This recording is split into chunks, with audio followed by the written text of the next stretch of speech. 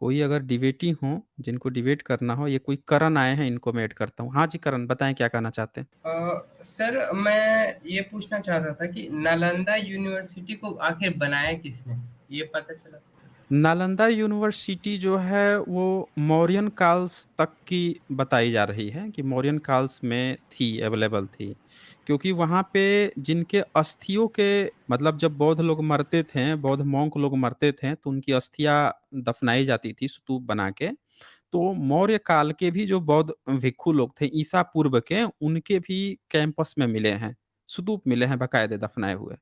तो उससे ये आइडिया लगा कि वो बहुत पहले का है। कुछ लोगों ने उसको क्या किया कि गुप्त काल प्रचारित कर दिया। कोई पुरानी यूनिवर्सिटी होती है, तो बाद के जो राजा आते हैं, तो कुछ नई बिल्डिंग बनवा देते हैं। कुछ चीज़ें पुरानी हो गई होती है, तो उसको हटा के फिर से नया बिल्डिंग खड़ा कर देते हैं। तो गुप्ता एम्पायर ने वहाँ पे किया था ये काम ज़रूर, उसका जीर्णोद्धार भी कराया, कुछ नई बिल्डिंग्स भी बनाई। पर इसका मतलब ये नहीं था कि पूरा का पूरा गुप्ता एम्पायर में ही वो बना। दरअसल वो मौर्य काल से ही था, बहुत पुराना था वहाँ पे। ये हुआ है। जी, करण।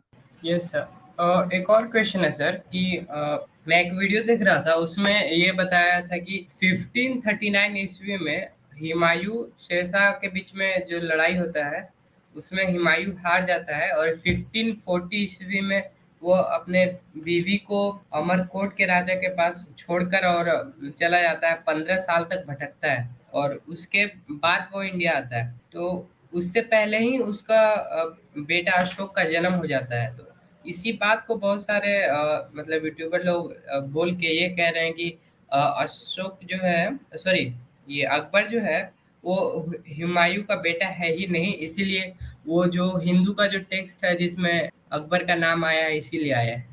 देखें, एक्चुअली में क्या हुआ है कि ये पूरी तरह से पोल खुल गई है कि जो अपने को बाहुपुत्र कहते हैं, ये लोग वहाँ पे मुगलिया सल्तनत के लिए काम करते थे। तो अब ये जब जानकारियाँ आ गई हैं, तो इनको छुपाने के लिए अब कुछ बच नहीं रहा है। कैसे इस चीज़ को छुपाएँ? तो उसके लिए तरह-तरह के तिकड़म बुने जा रहे हैं। जबकि जब अकबर का जो जन्म हुआ था, उसका इतिहास जो हम लोगों को बताया गया, पढ़ाया गया, या जो मुस्लिमों की भी जो कहानियाँ हैं उसमें यही आता है कि जब अकबर का जन्म हुआ तो उस समय हुमायूँ जो है वहाँ मौजूद था। समझ रहे हैं ना? वहाँ पे हुमायूँ मौजूद था और हुमायूँ ने बाकायदे अकबर के जन्म पे अपने जो-जो चीज़ें थी उसको बाँटा था। ये भी बात आती है कि अपनी बीवी को वो किसी अमर सिंह के यहाँ या जिसके यहाँ क्यों छोड़ के जाएगा? ये भी तो सवाल देखिए ना। क्या जो राजपूत थे उनकी बहन से शादी की थी?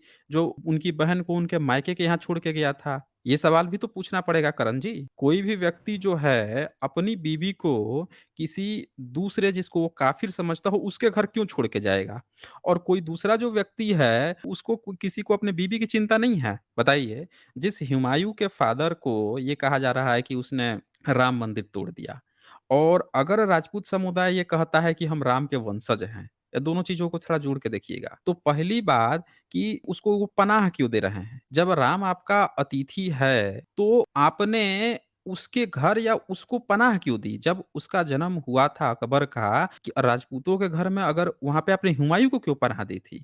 दरअसल यहाँ पे पूरा मामला ये आ रहा है कि ये गद्दारी की बात आ रही है कि क्या आप लोगों ने उस व्यक्ति को भी शरण दी थी, जिस व्यक्ति को जो हेमचंद्र हेमू था, किससे लड़ाई हुई थी उसकी बेसिकली? शेरशाह सूरी से हुई थी शायद मेरे ख्याल से। हुमायूँ किसकी डर से भागा था? शेरशाह से हुई थी लड़ाई सर। हाँ, ये देखना पड़ेगा। अकबर की लड़ाई बेसिकली हेमचंद्र हेमू से हुई थी, शेरशाह से, तो वो वहाँ से छोड़ के भागा था। तो भाई सवाल ये है कि अगर जब वो वहाँ से भागा, तो आपने उसको शरण क्यों दी? आप तो कह रहे हो कि बाबर जो है उसने बाबरी मस्जिद बना दी। तो अगर जिसने आपके आराध्य को तोड़कर मस्जिद बनाई, उसके परिवार को उसको आप अपने घर में क्यों जगह दिए? क्या आप लोग गद्दार थे? तो बात यहाँ पे गद्दारी की है, लेकिन देखें इसको कैसे स्विच किया गया है गद्दारी वाले बात को छुपाने के लिए कि अकबर जो है अब किसी की नाजायज औलाद है। मतलब स्विचिंग देख लीजिए इन लोगों की। बात आ रही है कि आप गद्दार थे जब कह रहे हो कि उसके पिता ने राम मंदिर तोड़ दिया, बाबरी मस्जिद बना दी। उस बात को छुपाने के लिए कि क्या आप गद्दार थे? तो आप कह रहे हो कि नाजायज। तो भाई अगर नाजायज बेटा था तो फिर आप अल्लाह उपनिषद क्यों लिखे? आप जो है अल्लाह उपनिषद क्यों लिखे? और 3 पीढ़ी से आप उसकी खिदमत क्यों कर रहे थे? मैं दिखाता हूँ ना आपको, इनको सबूत दिखाता हूँ। एक किताब है जहांगीरनामा, जो अकबर का बेटा जो है वो खुद लिखा था। ये एक किताब है, इसका हिंदी अनुवाद किया है मुंशी देवी प्रसाद कृत ने, संपादक डॉक्टर रघुवीर सिंह ने किया है। अब इस किताब जो है, इसमें इसने पोल खोली है ना, पूरा बताया है कि कौन-कौन से जो राजपूत लोग थे, वो मुस्लिम जो मुगल था उसकी खिदमत में लगे हुए थे। बाकायदे पूरे खिदमत में लगे हुए थे। पूरी अच्छी तरह से इसने पोल खोली है, ज़रा एक नज़र आप लोग देख लीजिए। इस किताब को ये जहांगीर के समय के राजपूत राजा और सरदार जिनका वृत्तांत जहांगीरनामा में आया है। ये पूरा आप देखिए, जितने राजपूत लोग हैं सबका नाम आया है। ये केशवदास राठौर, ये सब लोग इनके बड़े-बड़े सलाहकार लोग थे मुगलिया के। आमेर से, जयपुर से, भारमल, कछवाहा, भगवंत दास, मान सिंह, जगत सिंह, महासिंह, जय सिंह, मिर्जा, ये सारे लोग आए हैं। पूरा यहाँ पे लिस्ट लगी हुई है कि ये कौन-कौन से लोग आए हैं, और ये देख लीजिए पूरा ये लिस्ट ही लिस्ट है। ये देख लीजिए पूरा लिस्ट है इन लोगों का। ये कौन-कौन से ये लोग थे। इसके बाद से आप यहाँ पे आ जाइए, जहांगीरनामा, अब उसमें ले आता हूँ इनके कहाँ से कौन-कौन से राजा इनके लिए क्या खिदमत कर रहे थे। असल बात ये थोड़े बताएँगे, भाई जिसका इनके पास सबूत नहीं है तो क्लेम कर दो, एक अफ़वाह उड़ा दो। पर ये क्यों नहीं बता रहे हो कि जब अगर वो आपकी नाजायज़ संतान था तो उसके समय में इन लोगों ने क्यों नहीं दावा किया कि भाई अकबर जो है हमारी नाजायज़ संतान है? बोल देना चाहिए था ना इनको, या लिख देना चाहिए था, लिखवा देना चाहिए था कि अकबर जो है। इसमें तो कुछ ऐसी भी बातें हैं कि जैसे हफ्ते में 2 दिन जो लोग व्रत रखते हैं, नहीं वो कहते हैं ना कि हम इस दिन मांस नहीं खाएँगे, वो भी मुगलों की देन है। उसने अनाउंसमेंट कराया था, इसने अनाउंसमेंट कराया था। बहुत चीज़ें हैं, जब स्ट्रीम करूँगा तो दिखाऊँगा पूरे डिटेल से। फिलहाल मैं इन लोगों को थोड़ा-सा इनको दिखा देता हूँ, जब बात उठ ही गई है, तो इनकी दिखा देता हूँ। जहांगीर क्या लिखता है, अकबर का बेटा था ना, अकबर को ये बता रहे हैं कि अकबर नाजायज़ औलाद था। देखिए क्या लिखता है ये। बंगाल की सूबेदारी राजा मान सिंह के पास रही। जैसे ही राजा बना जहांगीर, तो इसने क्या किया, अपना सब लोगों का तनख्वाह बढ़ा दिया ताकि लोग उसके लिए लॉयल हो जाएँ, और कह रहा है कि बंगाल की जो सूबेदारी थी वो मान सिंह को दे दिया। मान सिंह बहुत पहले से राजा अकबर का वो बना हुआ था, मतलब सलाहकार था। अब सिर्फ मान सिंह पहला ऐसा राजपूत राजा नहीं था जो अकबर का बहुत वफ़ादार था, बल्कि उसकी पिछली 3 पीढ़ियाँ भी उसकी बहुत बड़ी वफ़ादार रही थी। तो ज़रा सोचिए, जब 3 पीढ़ी से ये लोग वफ़ादार थे, तो इनकी हिम्मत थी, ये बच्चा पैदा कर देंगे उसका। सुनिए ये, वत्साह लिखता है, उसे इस बात का ज़रा भी गुमान न था कि मैं उसके साथ ऐसा उदार बर्ताव करूँगा। मैंने उसको 4 कुबक का सिरों-पाँव जड़ाऊ तलवार खासा घोड़ा देकर उस देश को विदा किया जो 50,000 सवारों के रहने की जगह है। उसका पिता भगवान दास, ये नीचे लिखे हैं भगवंत दास एक्चुअली में नाम था, उसने लिखा है भगवान दास, और दादा भारमल था। किसका दादा भारमल था? तो मान सिंह का, देख लीजिए भारमल था। भारमल उन कछवाहे राजपूतों में पहला पुरुष था जो मेरे पिता की सेवा में आकर रहे थे। तो आप देख सकते हैं कि अकबर के सेवा में सबसे पहले भारमल आया। भारमल एक कछवाहा राजपूत था। भारमल का बेटा भगवंत दास या भगवान दास था। भगवान दास का बेटा जो है मान सिंह था। ये 3 पीढ़ी से अच्छी तरह से मुगलों की सेवा कर रहे थे। आगे ये लिखता है, सच्चाई, राजभक्ति और वीरता में अपनी जाति वालों से बढ़कर था। तो ये बोल रहा है कि जितने भी जो राजपूत थे उनमें सबसे ज़्यादा वीर यही था, और सबसे बढ़िया जो है राजभक्ति या वीरता, वफ़ादार जो है मुगलों का ये था। अब बताइए, राजपूत लोग तो यहाँ इनकी वफ़ादारी कर रहे हैं। तो ये जो अफ़वाह फैला रहा है, उनका कोई एविडेंस दें ना भाई, एविडेंस दे दें कि हाँ, उनका बेटा था। बता दें कि कहाँ पे लिखा, किसने लिखा। ऐसे तो बहुत आसान है, आप जो है बैठे-बैठे यहाँ पे व्हाट्सएप खोलिए, मैसेज टाइप कीजिए, बोल दीजिए कि भई हमारे ऋषि तो कुंती थी, उन्होंने सूर्यदेव को याद किया, आए प्रेग्नेंट कर दिया। तो बोल दीजिए ऐसे ही कि भई अकबर जो था उसको हम ऐसे आँख बंद किए थे, सोच रहे थे हमारे ऋषि थे, जाके ऐसे ही जाके प्रेग्नेंट करके चले आए। कहानी ही तो बुननी है। अब इसमें बहुत है। ये भी दिखाया है कि उदयपुर पर जब चढ़ाई हुई तो जहांगीर लिखता है, राजा तिलक के पीछे सब अमीर अपनी-अपनी सेना सहित लेकर दरबार में उपस्थित हैं। अब इसमें पूरा डिटेल्स आपको आ जाएगी यहाँ पे कि कौन-कौन से जो लोग थे। जैसे ये लिखता है कि मैंने सोचा कि यह सेना अपने पुत्र परवेज़ के साथ देकर राणा से लड़ने भेजूँ। अब राणा जो है, उदयपुर का जो राणा, वही एक इनके कब्ज़े में नहीं आ रहा था, उसे लड़ने को भेजना था, तो उसे लड़ने के लिए कौन-कौन गए? तो वह हिंदुस्तान के दुष्टों और कट्टर काफ़िरों में से एक है, वही एक राणा बचा था उदयपुर का। तो ये लिखता है, पिता के समय भी कई बार उसके विरुद्ध सेनाएँ भेजी गईं, पर उसका पाप नहीं कटा। मैंने शुभ मुहूर्त में पुत्र परवेज़ की भारी खिलौत जड़ाऊ, परतल्ला जड़ाऊ, पेटी ये सब करके भेजा, और उसके साथ कौन-कौन गए? तो ये देख लीजिए पूरा लिस्ट लगा हुआ है यहाँ पे। राजा भारमल के बेटे जगन्नाथ जो 5 हजारी था, खिलौत और जड़ाऊ परताल मिला। वो राजा भारमल का बेटा गया। राजा सगर राणा का चाचा था। अब देख लीजिए, वो जो उदय सिंह का जो उदयपुर जो जहाँ पे लड़ाई हो रही थी, जिसको जीतना था वहाँ का जो राणा था, उसका खुद चाचा आके और अकबर का सेवक बन गया था, वफ़ादार बन गया था। मतलब जो राजा जो भतीजा जिसकी लड़ाई करने ये लोग जा रहे थे, उसका चाचा तक आके मिल गया था राणा सगर। ये लिखता है जहांगीर, राणा सगर राणा का चाचा था और अकबर बादशाह उसको राणा पदवी देकर खुसरो के साथ राणा के विरुद्ध भेजना चाहते थे। मतलब चाचा को ही भेजना चाहते थे, परंतु इसी बीच में वो मर गया। अब वो मर गया था। जहांगीर ने भी उसे खिलौत और जड़ाऊ पट्टा देकर परवेज के साथ कर दिया। राजा मान सिंह के भतीजे माधव सिंह, अब देख लीजिए भतीजा माधव सिंह ये भी गए थे, और शेखावत रायसल, ये शेखावत जो है आज बहुत सारे लोग लगाते हैं सरनेम, तो शेखावत रायसल जो हैं ये दरबारी, ये भी विश्वास पात्र थे किसके, मुगल के को, इस हेतु वह दोनों अपने पिता के विश्वास पात्र, इन दोनों के पिता भी थे और ये भी 3 हजारी मनसबदार थे, झंडे दिए गए, इन लोगों को झंडा दिया गया कि आप मुगलिया झंडा लेकर जाइए, जीत के आइए। अब इसके बाद और सुन लीजिए, फिर इसके बाद कहता है कि इनके सिवा शेरखा पठान, शेख अब्दुल अबुल फजल का बेटा शेख अब्दुल रहमान, राजा मान सिंह का पोता महासिंह, देखिए बेटा भी, पिता भी और पोता भी सब जा रहे हैं। वजीर जमील और कराखा जो 2-2 हजार सवारों के मनसबदार थे, घोड़े और सिरोपाव पाकर शाहजादे के साथ विदा हुए और राजा राव मनोहर भी साथ गया। अब देखिए राजा राव मनोहर भी जा रहा है, साथ में जा रहा है किसको, तो एक राणा बचा हुआ है उदयपुर का, उसको जीतने के लिए। आगे लिखते हैं, बादशाह मनोहर के विषय में लिखता है, राजा मनोहर शेखावत जाति के कछवाहों में से है। मेरे पिता बचपन से उससे बहुत मोह रखते थे। वह फारसी बोलता था, देख लीजिए फारसी भी लोग बोलते थे। उससे लेकर आदम तक उस घराने के किसी भी आदमी में समझ का होना नहीं कहा जा सकता, परंतु वह समझ से शून्य नहीं है और फारसी की कविता भी करता है। तो वो अरबी फारसी भी बोलते थे, देख लीजिए। फिर आगे यहाँ पे, इस लड़ाई में बहुत से अमीरों, खानों के बेटों और राजपूतों ने अपनी इच्छा से जाने की प्रार्थना की। देख लीजिए इसमें ये भी लिख रहा है कि ये जो उदयपुर को जब हराना था, वहाँ के राणा को, तो बहुत से जो राजपूत राजा थे अपनी इच्छा से प्रार्थना की कि हमको भी जाने दो, हम भी जाना चाहते हैं। फिर ये लिखता है आगे कि बादशाह लिखता है, सारांश यह है कि एक ऐसी फौज तैयार हुई है कि काम तो बड़े-बड़े शक्तिमान श्रीमानों के हर एक का सामना करे, ये गरीबों में भिजवाए। फिर ये नीचे देखिए, रामदास कछवाहा का मनसब 2 हजारी से 3 हजारी कर दिया, वह अकबर के कृपा पात्र सेवकों में था।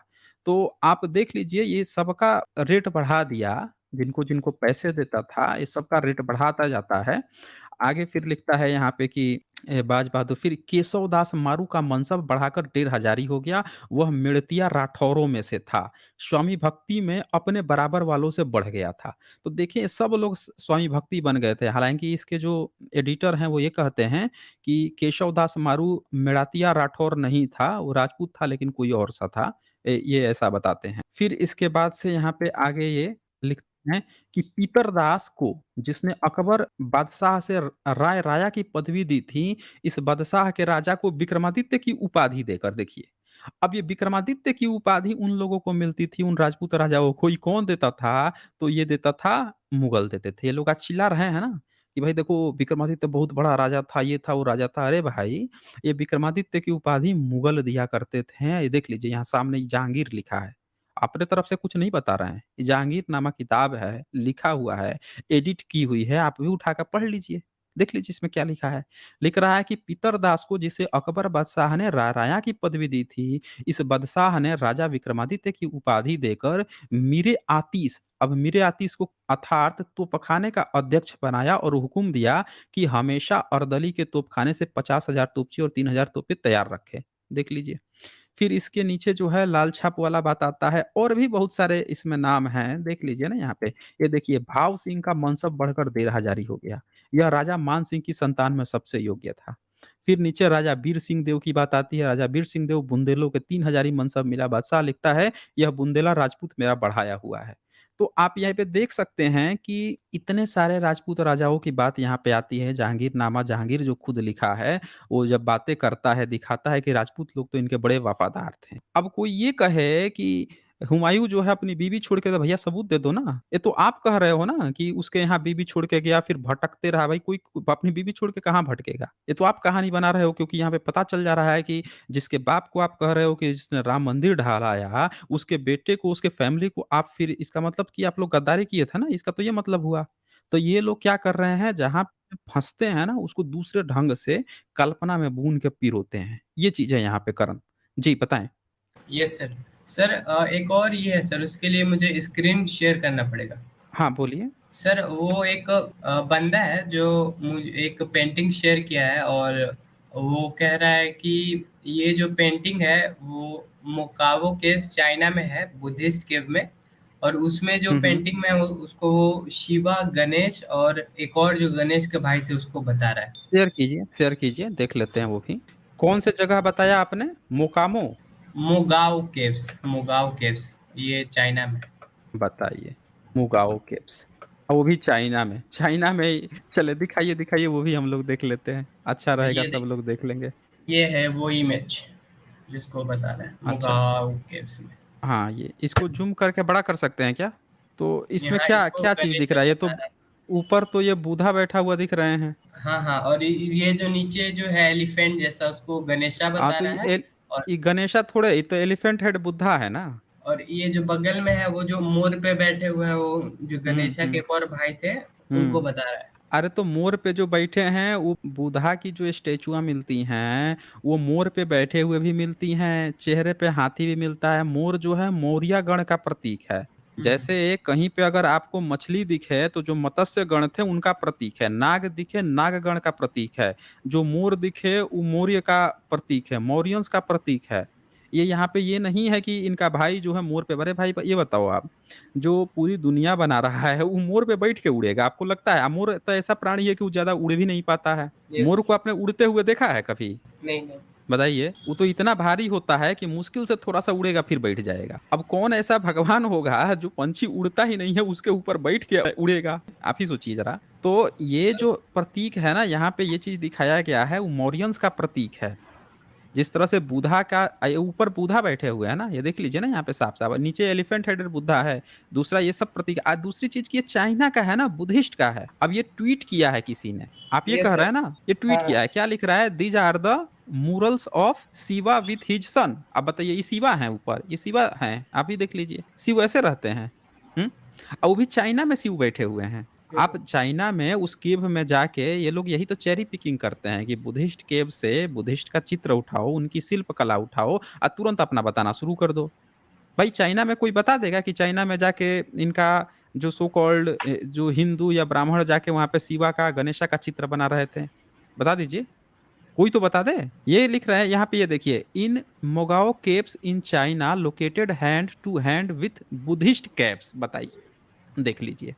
ये लिख रहा है कि बुद्धिस्ट केव्स है, और फिर क्या लिख रहा है? Buddhist and Hindu culture residing along side. अब देखिए, इस खुद से हिंदू जोड़ दिया यहाँ पे। केव्स हुँ। है बुद्धिस्ट का, लेकिन इन्होंने उसमें अपना पिताजी घुसेड़ लिया कि इसमें हिंदू है। अरे भाई, ये बुद्धिस्ट का है, आप जबरदस्ती इसको हिंदू बोलते हो। इसीलिए मैं कहता हूँ कि ये बुद्धिस्ट की ही मूर्तियों को ये लोग हिंदू हिंदू कह के अहिंदुईकरण कर रहे हैं, ब्राह्मणीकरण कर रहे हैं। समझ रहे हैं ना? सर ये हिंदू ही कर। ये सर, हाँ, बताइए, ये जो बताइए। ट्वीट करके ये बताना चाह रहा है कि हिंदू और बुद्धिज़्म एक है और डिफरेंट नहीं है। इनके नहीं, ये बताना चाह रहे हैं तो यहाँ हिंदू कहने की क्या ज़रूरत है? इनको तो सीधे-सीधे ये कहना चाहिए ना कि ये बुद्धिस्ट का है, इसमें हिंदू का कुछ है ही नहीं।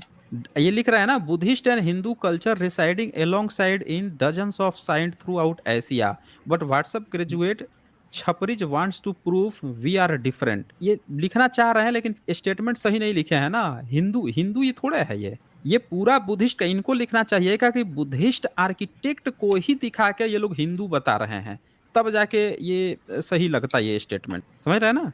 हुँ, हुँ। अभी भी जो लोग भी इतिहास का प्रचार कर रहे हैं, वो अभी भी बुद्धिस्ट के ही जो लाटर बुद्धिज्म है उसी को ये लोग हिंदुइज्म बोल के अभी भी बुद्धिज्म में डिफरेंस पैदा कर रहे हैं। Yes sir. इतिहास की सबसे बड़ी ये गलती है कि लाटर बुद्धिज्म को ये लोग हिंदुइज्म हिंदुइज्म बोल रहे हैं, उसकी मूर्तियों को हिंदुइज्म बोल रहे हैं। जी। सर एक और क्वेश्चन, लास्ट क्वेश्चन है मेरा ये। सर मैं एक्चुअली कोयरी कास्ट से बिलॉन्ग करता हूँ। तो उसके बारे में ओके। मैं जानने की कोशिश कर रहा था। तो हुँ, हुँ। मुझे पता चला विकिपीडिया से कि कोयरी कास्ट वाले ने अपने आप को सेल्फ डिस्क्राइब एज़ मौर्य कर दिया है। तो और आगे पढ़ा तो ये पता चला कि हम लोग खेती-बाड़ी से बिलॉन्ग करते थे। अभी भी मेरे फैमिली में करते हैं बहुत लोग। और हुँ, फिर हुँ। आगे पढ़ा तो उसमें पता चला कि हम लोग शूद्र थे। तो अगर हम लोग शूद्र थे और हम लोग खेती-बाड़ी करते थे, हम लोग अनाज उगाते थे सबके लिए, तो क्या वो शूद्र के हाथ से ऊपर जाति वाले लोग खाते थे? और इसका मौर्य से क्या कनेक्शन है? मैं नहीं समझ पा रहा हूँ ये। देखें, हुआ क्या है कि जो खेती-बाड़ी करता है, अब कोयरी कुशवाहा, जिसको आज कुशवाहा कर रहे हैं, बेसिकली महतो यस सर। हैं। महतो हुँ, मतलब हुँ। होता है कि महान। यस। तो जो खाना, जो भोजन की उत्पत्ति करता था, कोयरी कुशवाहा हो गए, ये लोग कृषक थे, सब्ज़ी उगाते थे, दूध का व्यापार था यादव लोगों का, ये सब लोग मेहनत कश वर्ग से आते थे। इनको शूद्र कहना, ये ब्राह्मणिकल सिस्टम का हिस्सा है। समझ रहे हैं ना? इसने हर उस जाति को जो मेहनत करके कमाती थी, जो दूसरों का भला करती थी। अब देखिए ये लोग कितने कनेक्टेड हैं। एक कोयरी या एक कुर्मी जो है जब खेती करेगा, तो खेती करने के लिए उसको हल की ज़रूरत होगी, उसको खुरपे की और जो कुदाल वगैरह होता है उसकी ज़रूरत पड़ेगी। ये सब कौन बढ़ाएगा? बढ़ई बनाएगा, लोहार बनाएँगे, इनको सारी चीज़ों को इसको करेंगे। पशु पालने की ज़रूरत होगी तो ये लोग पशुपालक थे, यादव लोग पशुपालक थे। ये सारे एक-दूसरे से कनेक्टेड हैं और ये लोगों के घर से अनाज, दूध-दही बाकी सबके पास जाता था। अब सोचिए कि अगर ये शूद्र थे, नीच थे, तो इनके घर का दाना-पानी खा-खा के या किसकी तून निकल रही थी? सोचिए ना ज़रा, अगर ये शूद्र थे तो। लेकिन फिर भी इनको शूद्र कहा, समझ रहे हैं ना? इनके घर के ही अनाज खा के इनको क्यों शूद्र कहा? तो उसके शूद्र कहने का कारण ये था क्योंकि उसने अपनी सारे धर्म ग्रंथ में ये लिखा कि वो वेद पढ़ाएगा लेकिन किसको? क्षत्रिय और वैश्य को, शूद्र को नहीं पढ़ाएगा। क्योंकि वो ये बात जानता था कि शूद्र को वो वेद पढ़ा ही नहीं सकता है, वो जाएगा तो ये शूद्र उसकी खाल खींच लेंगे। क्योंकि ये मेहनत कश लोग थे, ये लोग बुधा के असली वारिस लोग थे। जितना मेहनत कश वर्ग है, बुधा के वारिस लोग थे। इनके यहाँ ही बुद्धिस्ट लोग आते थे, इनके घर से दाना चावल पानी खाते थे, इनको ज्ञान देते थे। अब ये लोग इन्हीं से ज्ञान लेते थे, बुद्धिस्ट से ही। समझ रहे हैं ना? बुद्धिस्ट से सीधा इनका कनेक्शन था, ये उन्हीं के फैमिली परिवार के लोग थे। तो उसने वो जान गया कि ये मेरी बात तो कभी सुनेंगे नहीं, मानेंगे नहीं, तो उसने क्या किया, इनको शूद्र कहना चालू कर दिया। और उन लोगों को जो उसके वैश्य कहा, जो उसके फेवर में थे, जो उसको पैसा दान पुण्य दे रहे थे, कहा कि तुम मेरे वैश्य हो। जो उसके फेवर में थे उनको कहा कि ये हमारे क्षत्रिय हैं। तो इसने इस तरह से कैरेक्टराइज़ किया है। दरअसल हर मेहनत-कश वर्ग को ही उसने शूद्र कहा है, ये बात ध्यान रखिएगा। और ये लोग उसके चक्कर में कभी नहीं गए, लेकिन आज़ादी के बाद से जैसे ही बुद्धिज़्म का जो खुदाई से सारी चीज़ें मिलने लगी, तब ब्राह्मणिज़्म ने एक दूसरा रुख अपना लिया। अब वो कट्टरता को थोड़ा-सा डाउनग्रेड किया और दूसरे तरह से कट्टर बना। अब सोच लिया कि अब इन लोगों को अपने चंगुल में फँसाना है। अब तक वो चंगुल में नहीं फँसा रहा था। अब तक वो शूद्र कह के, इनको नीच कह के एजुकेशन से दूर रखता था, डाउनग्रेड किया था क्योंकि जानता था कि इनसे हमको मतलब नहीं है। ना इनसे वोट लेना है, ना कुछ लेना है। ये तो हमारे जूते के नीचे हैं, तो बोला है ना पैर से पैदा हुए हैं। ये समझता था। लेकिन जब वोट की बात आ गई कि अब इन्हीं के वोट से हमें सरकार बननी है, तो तुरंत देखें इनको चने की झाड़ पे चढ़ाने लगा। जब कर्निंगा महोदय ये खोज लेते हैं, उस जगह का नाम ही कुशनारा है। तो देख लीजिए कुशनारा जिस क्षेत्र में है, वहाँ के लोगों को कुश का पुत्र बताना शुरू कर दिया कि राम के बेटे कुश थे या तुम लोग कुश के पुत्र हो।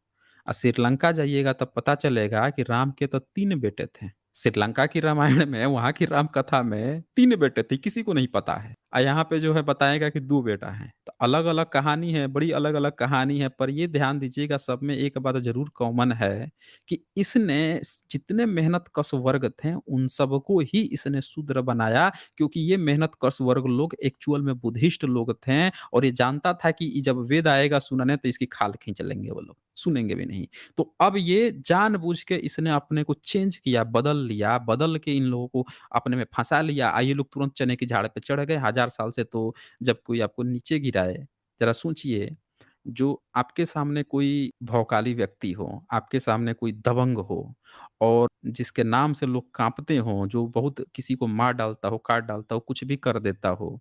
अब वो आके अचानक से किसी गरीब से, किसी बेचारा से, बेरहमा से, उससे आके बड़ा प्यार से बात करने लगे और कहे कि अरे हम तो आप तो हमारे भगवान जिस भगवान को मानते हैं, उसके साक्षात आप बेटे हैं, तो ज़रा सोचिए उस व्यक्ति पर क्या असर पड़ेगा।